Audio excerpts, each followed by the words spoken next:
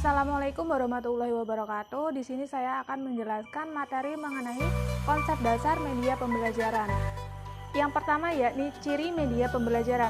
Menurut Gerard dan Elie Azhar menyebutkan 3 ciri utama media pembelajaran, dan mungkin ciri tersebut tidak dimiliki oleh seorang guru sebagai tenaga pengajar. Yang pertama yakni ciri friksatif. Apa itu friksatif? Yakni sebuah ciri yang menggambarkan kemampuan media dalam merekam, menyimpan, melestarikan dan mengkonstruksikan kembali objek. Dengan kata lain, media tersebut dapat diulang kembali nantinya ketika si peserta didik ingin mengulasnya. Yang kedua yakni ciri manipulatif. Apa itu? Misalnya nih, terdapat suatu fenomena yang membutuhkan waktu bertahun-tahun, bahkan berjuta tahun lamanya ketika ingin diulas atau dipelajari. Dalam ciri ini, jadi ia manipulatif, yang harusnya berjalan lama dapat disingkat menjadi 2-3 menit saja ketika proses pembelajaran. Yang ketiga yakni ciri distributif. Ciri ini memungkinkan suatu objek ditransportasikan melalui suatu ruang dan secara bersamaan kemudian disajikan pada sejumlah peserta didik. Dengan kata lain, media ini tidak mengenal dalam keterbatasan ruang dan waktu.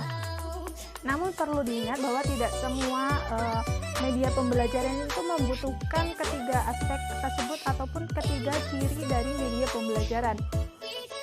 B.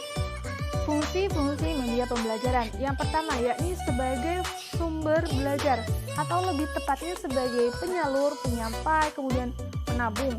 Media ini juga tidak menggantikan fungsi guru sebagai sumber belajar.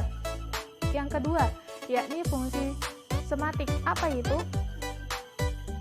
Yakni sebuah kemampuan media dalam menambah simbol visual. Misalnya nih, bila simbol visual merujuk pada benda, contohnya nih Candi Borobudur, kan itu udah jelas sebuah Candi Borobudur.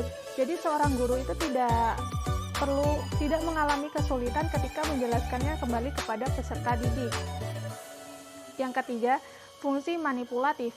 Fungsi ini memiliki 2 kemampuan sekaligus, yakni media pembelajaran dalam membatasi ruang dan waktu. Contohnya nih, proses ibadah haji itu kan sangat lama.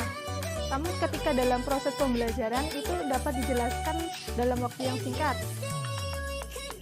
Yang kedua, yakni media dalam mengatasi keterbatasan indrawi manusia.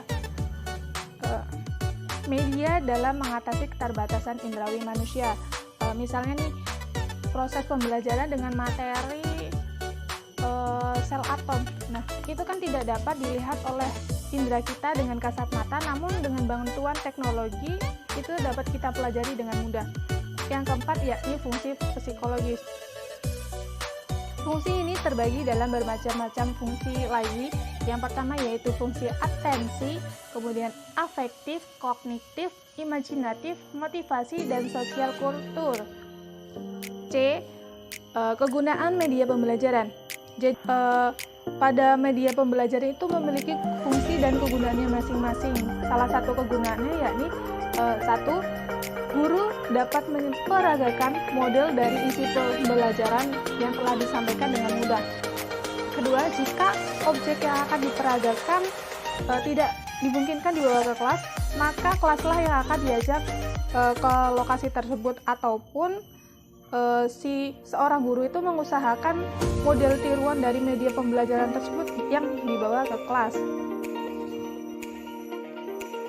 D. Jenis-jenis media pembelajaran. Media pembelajaran. Jadi media pembelajaran itu memiliki beragam jenisnya.